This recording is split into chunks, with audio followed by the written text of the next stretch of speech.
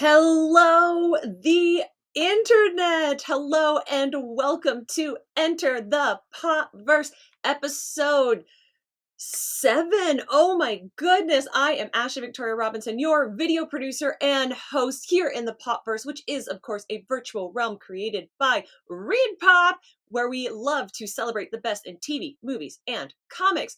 For everything like this, everything we get up to, written videos, socials, and so much more, don't forget to head over to thepopverse.com. Get yourself a membership and you will never miss a single solitary thing that we are getting up to here each and every day. My friends, I know if you're watching this live that you are probably a little perplexed at what is going on, and I want to explain that to you. Our next live show is WonderCon in Anaheim, California from March 24th to 26th. You will be able to find myself and Deputy Editor Tiffany Babb, who we have had on the show many, many times, running around WonderConning and doing all of the amazing convention things that we love so very, very much over there. And then, of course, the next Read Pop show after that is C2E2, the following weekend from March 31st to March 2nd.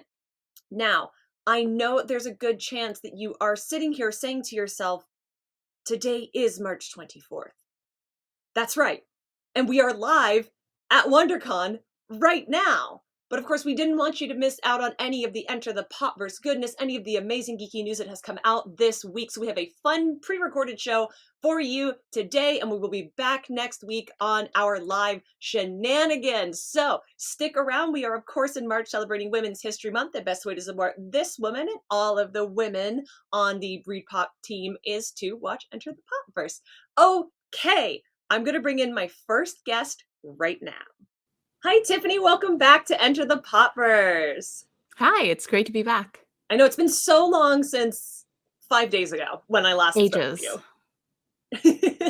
So you and I are going to WonderCon this weekend, and I'm sure a lot of people watching are saying, but that's not a Read Pop show.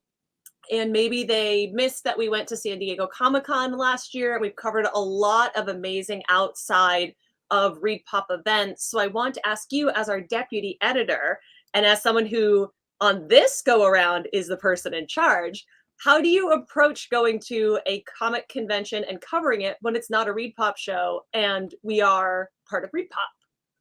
Yeah, it's not wildly different on the reporting side. I feel like during the Read Pop shows, a lot of times we have streaming, so people are more busy with that sort of thing. But on the writing side, the only real difference is kind of, the show's run by people we don't know and not our colleagues. But we have press badges, so we have access to panels, and we're going to be doing roundtables with some upcoming film and television projects, which is exciting. And yeah, it's not all that different. We did cover San Diego last year, and we covered Los Angeles Comic-Con, another local con for us. And really, I think it's just like the idea is there's news, right? There's news and there's culture and there's stuff that Popverse likes to cover. And so it doesn't matter if it's a Read Pop show or not. We still cover it with the same I wanted to say respect, but that sounds so serious. I know, With the same gusto. excitement and joy and gusto that we would cover any other show. So already over on the website, there's a lot of live blog locations. There are a lot of things that we are already letting people know that we are going to be covering throughout the weekend. Is there any live blog? Is there any event? Is there any video that I'm going to bully you into doing that you are really looking forward to covering or exploring more this weekend? Yeah, we will be live blogging the Dawn of DC panel on Friday at 2 p.m. Pacific, since we're on the West Coast. Yes, we can finally talk about Pacific Yes, time. we can finally speak in our own time zone. It's amazing. This is why we did this show, is so we could That's just right. talk in Pacific. So we're doing Dawn of DC. We're going to be covering some of the spotlights of the show. We will be attending 2 DC animated screenings, one for the Justice League Ruby and one for the new Batman Doom Came to Gotham movie, which should be pretty good. And we will have reviews for both of those movies up next week and in the following week as well. It's coming at a very busy time for us because we just got back from Emerald City. Half of the team's going to be in Chicago next week, and then we're all going to be in London. So we're trying to get as much as we can out of the weekend without wildly overwhelming ourselves as you know too on the video side because your stuff is just so much more time consuming than Yeah, our yeah, stuff. Our frankly, stuff is yes, yeah. yeah. But yeah, hopefully I will be able to make some social video on my side too. Just like me doing like one tiny social video while Ashley does all this wild video stuff all weekend. But yeah, it's gonna be a good weekend. There's a lot of really great guests. I'm looking forward to seeing Marv Wolfman's spotlight. That's really exciting for me. Trina Robbins is gonna be there. Jean Wen Yang's gonna be speaking. So really great group of people. We've had a lot of good coverage and interviews with Gene over the year, and he's having such a moment right now. Like, I'm so looking forward to American Born Chinese finally dropping. So, I personally am really hyped to see what you are going to do there. I also want to know for anybody who's thinking about getting into like comics journalism and is looking at you and is like, I want to be her when I grow up. What are some of your best like tips and tricks? I always see you with your notebook. Like you are Lois Lane to me from convention to convention to get the most out of an experience like WonderCon, where we're a little more isolated from the whole team. I think the number one thing is to be curious, right? Mhm. If you see something slightly interesting, go and ask some questions and take notes, let them know that you're reporting and stuff so they know they're on the record. Yes. But I feel like that's where the interesting stories come. They sometimes interesting stories come into your inbox and that's great. But most of the time you see something kind of strange and you're like, "Well, what's the deal behind that?" Or maybe you see potential in something that other people might not see potential in. And as long as you can go and get that story and provide context to your readers as to why that's interesting, that's kind of the joy of finding stories. It's a joy of reporting on site, right? Because you can see things. It's not like you're online clickety clacking looking at Twitter and I don't know, the Hollywood Reporter. You're actually like there. So yeah, follow your instincts and be curious and take notes. Take lots of Tiffany is Yes. I would say the queen of notes. Also, a connoisseur of writing utensils, specifically Yes. pencils. That is true. So if anyone has cool pencil stuff, tweet at Tiffany Yes. and let her know. Absolutely. So this is the beginning of like our wild and busy con season. Does your editor brain go into overdrive knowing that not only do you have to balance everything that's happening every single day out in the world, but knowing that we're doing back to back to back to back and then a bit of a gap events? A little bit. Yeah. I mean, it's just so much more stuff to handle. Because even though we're at events, news is still happening, right? So we just have to deal with it and work harder and go through it. But we have such a great team and everyone's on board and everyone knows kind of this is our crunch season. So, we just barrel on through. Yeah, we just do our best. Outside of this seriousness of like, this is business and we're working really hard, how many WonderCons do you think you've attended over the years? Gosh, a lot. It was my first show, I Me think. too. Yeah, well, I just pulled up the picture. It was 11 years ago, literally to the month, right? Because it's in March. Yes. So probably at least 6. I don't know. I wouldn't have gone every year because I wasn't living in California the whole time, but I've been to a good handful. Do you think it's the Southern California show that you've been to the most? Probably that or San Diego, which both I love. They're run by the same company. Mhm. I think they're both good shows and very different, obviously. I think WonderCon's much more local and it's much more calm. Like, San Diego Yes. can get really busy even on the comic side. So WonderCon's a great place to meet kind of the hot comics people of the moment without having to wait in, like, a 3-hour line. And it's a little more widespread. It's the same location, the Anaheim Convention Center. If you watch Picard season 1, that was all over Picard season 1. It's the same convention center where we had D23 last year, which Tiffany and I were also riding solo at. But it's so different to be there for WonderCon versus D23, which feels like it's at a different type of fever pitch than San Diego, but it For feels like sure. the vibe is a little bit higher. Like WonderCon is very manageable. I think it's a great first convention for anyone who's never gone to any before. I think it's like super, super fun and accessible if you're close to Anaheim, which For sure. some of us are. Yeah. Is there anything that you're looking forward to doing just as a fan? Are you collecting anything? Is Poppy making appearances, taking names, shaking babies, all of that? What are you looking forward to doing just for fun? Poppy, the Popverse platypus, will be making an appearance. She also has a new coat, that I made out of this is when I start to sound like a real nerd, but I made out of yarn that I spun myself. So she'll She's be with ready for the apocalypse, The she Last of is. Us, who? New new outfit for Poppy. She'll be making an appearance. Things that I'm excited about. Not necessarily anything in collecting. I love the show floor. I think they usually have pretty good vendors. So I'm excited to do some shopping and just checking out the panels and seeing comics people. Like I feel like um while we're reporting on this show, it is less it's less stressful in a lot of ways, because we're all as a team doing less because there's only 2 of us Yeah. going. So, I can, like, stop and enjoy a little more and not rush to get everything out immediately because I'll have more time for the weekend before all the madness that is Star Wars starts to happen. So, it's a way to go to a con, work, enjoy it, before, like, we're crying in London because every second is a new news story. I love that we've spent this time being like, "It's gonna be great, it's gonna be so fun, it's gonna be chill," and then we're like, "Oh, Star Wars." Friends, I'm Yeah. promising you right now, we will have Tiffany back to talk, like, Star Wars prep or, like, Star Wars tips and tricks or, like, your version of that because Star Wars is a beast unto itself, and it is, like, looming in our It really is. immediate future. One more thing about And WonderCon before I let you go. Are you doing any panels or making any appearances this weekend? I am not my writing schedule is I did just say it was chill, but it is, like, quite packed. Well, you're the only one. Yes, because I am the only one, and I have to be in, like, 3 places at once.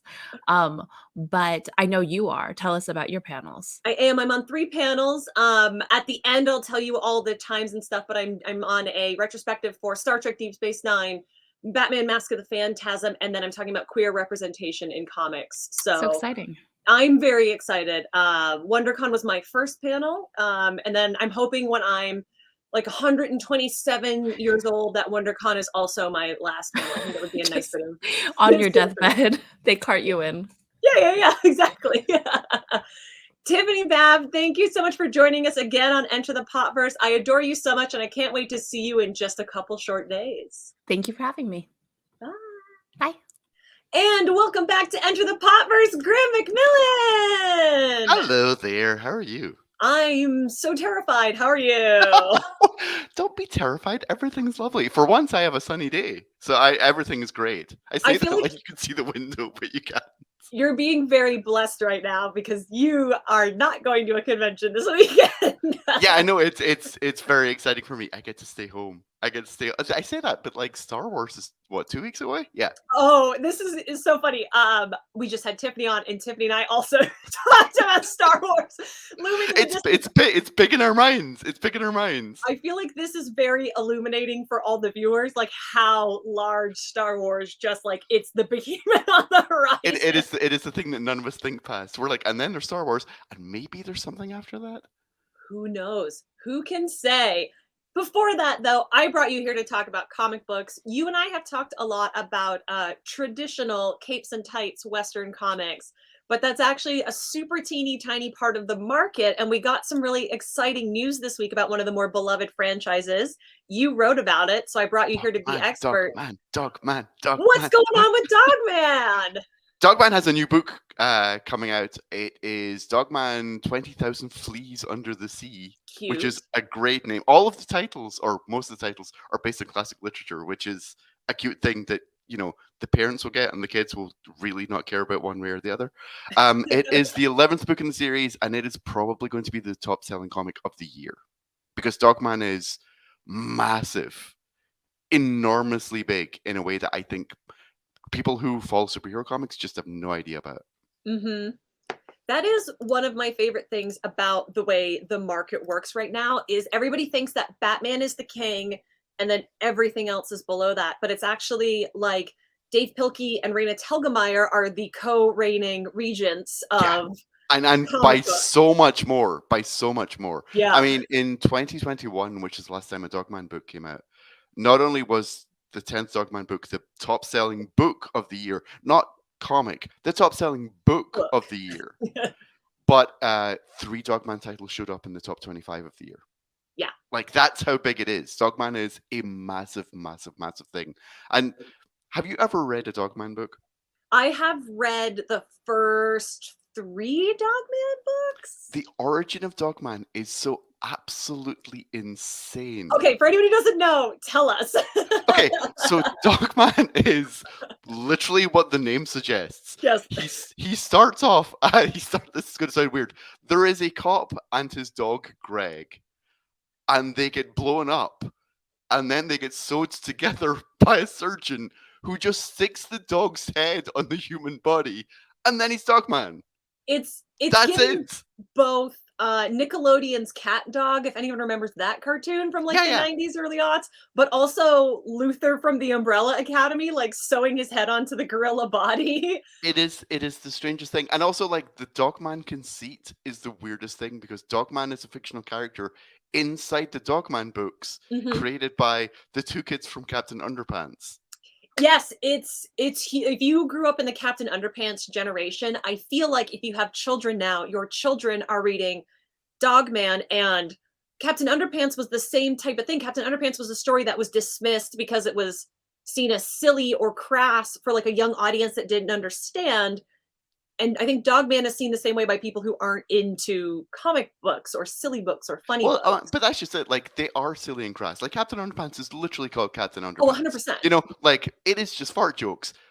But when you're a kid, that's the greatest thing in the world. But also, Dogman. don't we want kids reading? No, but for real, like, but also, like, Dogman is also silly. Like, Yes. we just said the origin. You understand that this is not this is not the deepest literature in the world. But when you're a kid, this is the greatest thing. I'm a big fan of kids comics. Like, I grew up reading, British kids comics like the Beano and the Dandy, which are short, silly, dumb strips, right? But they get you reading when you don't want to read anything else. Right now in the UK, there's something called the Phoenix, which is the same thing. Yes. It's amazing because it gets kids reading when otherwise they would just want to play video games or watch TV. I sound so old, but there are countless other things for them to do, and it's strips like this, it's books like Dogman that gets kids going, oh, reading's actually great. I think this news is so fascinating coming up this week because it sort of comes on the heels of the comic books versus manga discussion that is currently tearing Twitter apart. And Yes. I think that middle grade and YA in all publishing is seen with the same type of derision that romance is. And I think it is actually a pillar of what is holding up publishing. And I think Yes. Dogman is along with like Raina's books are holding up comic books as a genre, Western comics as a genre as well. Well, but the whole thing is also like, this is the entry into the medium that they might end up going, well, I want to read Batman, or I want to read Umbrella Academy, or I want to read, any of the quote unquote more respectable comics. More This is- you know what I mean, right? I do, but it's just really funny to hear you say it like that. But this is what gets them reading in the first place, and also this is what teaches them the language of comics. Yes.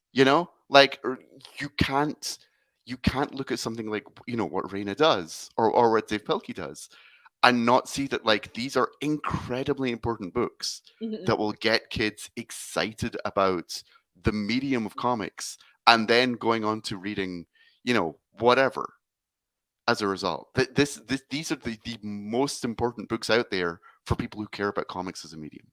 Can you go into a little more, like, teaches kids the language of comics, like maybe break down for people the idea of like sequential storytelling?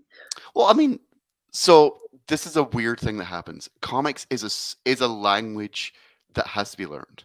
A lot of people, adults especially, who didn't grow up reading comics, don't understand that comics is not words and pictures, but it's the combination of words and pictures. Yes. And then it's the interplay between the two that create a third thing, right?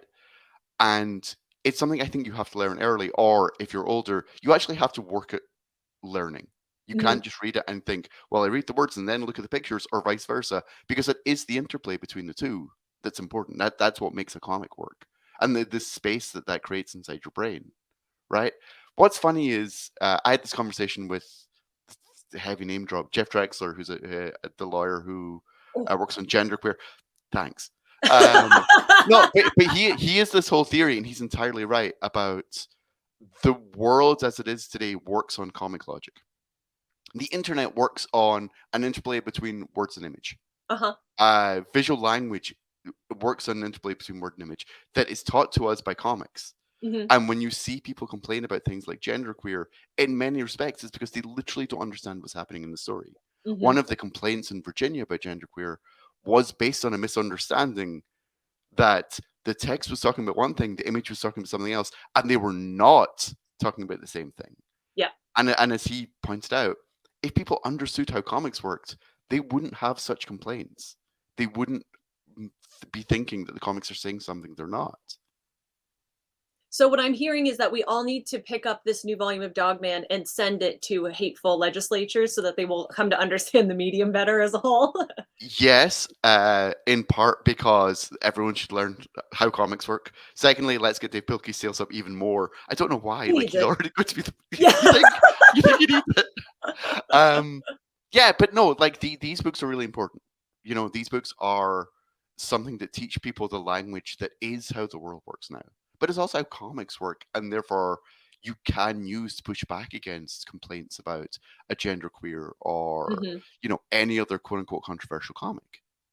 I also think that if you, as a reader who is somebody probably outside of the suggested age range for books like these, if you're dismissing books like this, then that's also gatekeeping. And that is a huge problem in, like, specifically capes and tights comics. And Yeah. great storytelling transcends mediums, genre, age brackets, et cetera, et cetera. It's one of the reasons why I think Batman the Animated Series is one of the most successful Batman stories of all time. And you can show that to a 5-year-old or a 105-year-old. And if anyone here is watching and is just kind of dismissing this out of hand, I would be like, do yourself a favor and pick up the first Dogman book. Go get it from your local comic book shop or your local library and check it out. If for nothing else, than to read what Graeme was just describing to you in the origin, because it's incredible. No, but also like you're right about it being gatekeeping, but it's Mhm. also not everything has to be for you.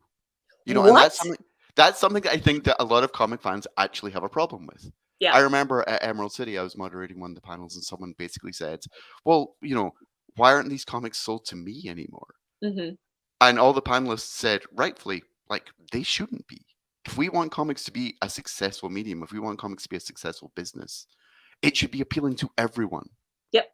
It should appeal to absolutely every age range, and people want absolutely every story.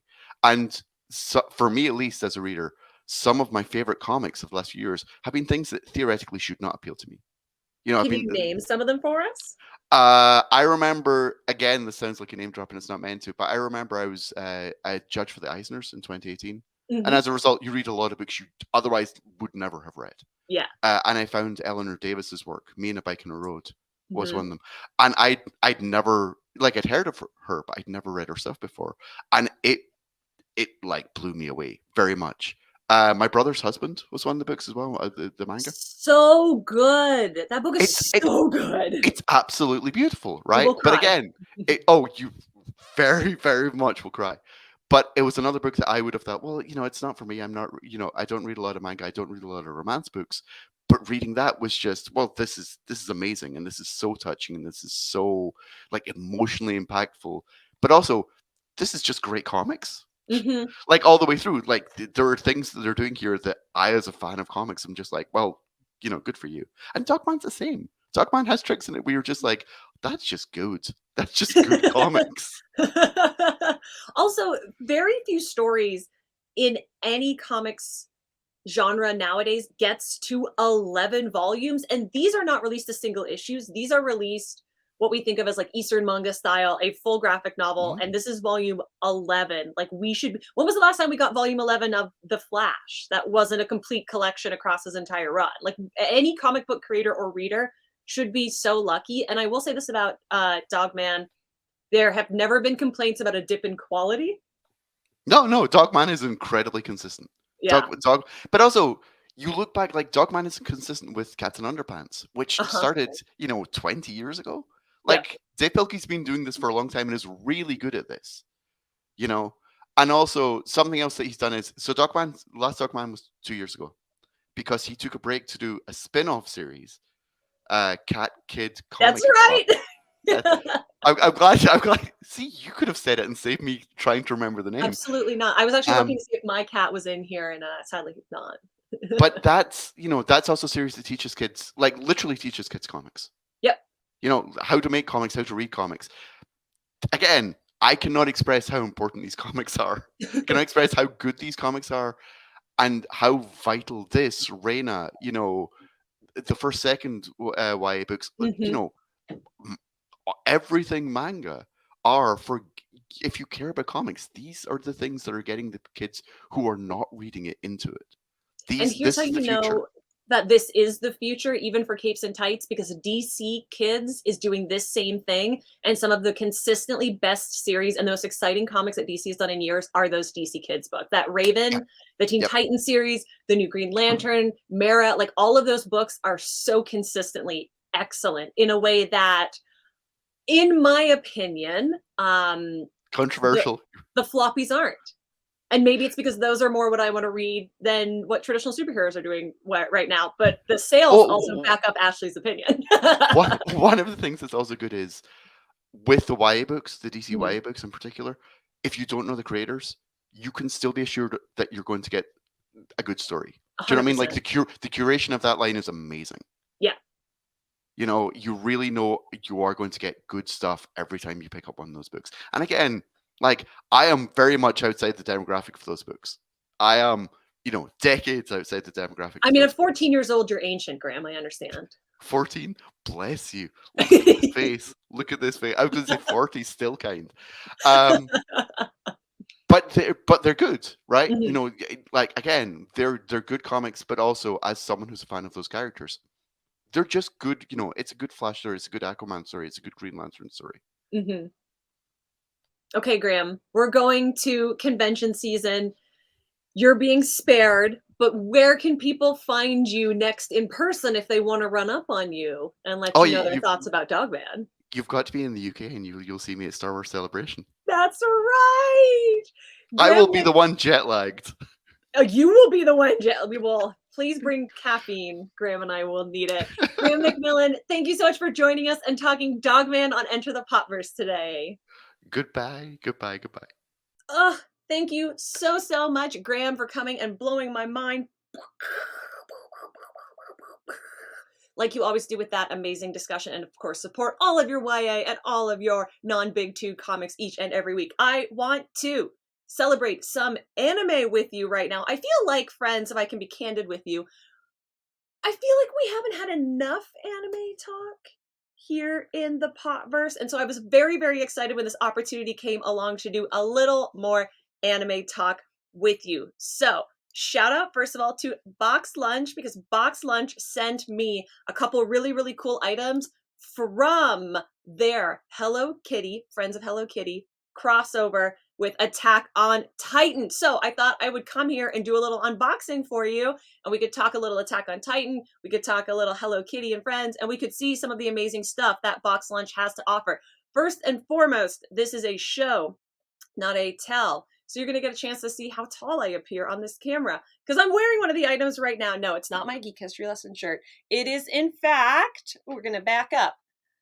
Look at these comfy pants. How cute are these? These are pajama pants, but when you are a work from home video producer and host, you get to wear them every day on your live show. These are, of course, the all over prints.